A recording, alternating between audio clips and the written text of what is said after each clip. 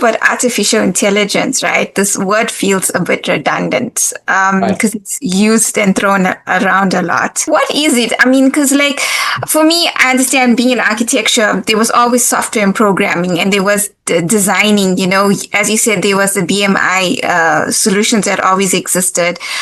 We had like programming softwares, we had designing softwares, but in our terminologies, it would be Revit and ArchiCAD and all those things. But now all of a sudden, like overnight, you hear this word artificial intelligence, and Yeah. people think it's chat GPT. They think it's like, these things you've got on your smartphone.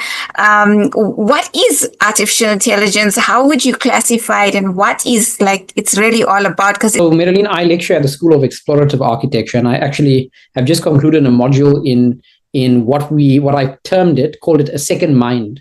And perhaps a good way of looking at artificial intelligence is to consider it as a cognitive capacity enhancer. So an extension of your capability of thinking, right? If you had to ask what it is in a very tangible sense, it is software.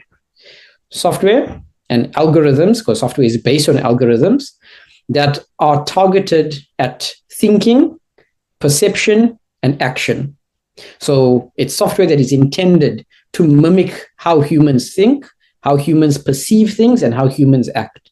That's a very fundamental level of what it is. And it's not my definition. It's actually from Patrick Winston, who was a professor of artificial intelligence at MIT. It's not meant in its idea to be a thing that does anything for you. It's meant to mimic the way we do things. An analogy I give to the students is in the story of Troy, Achilles, who was Brad Pitt in the movie, right?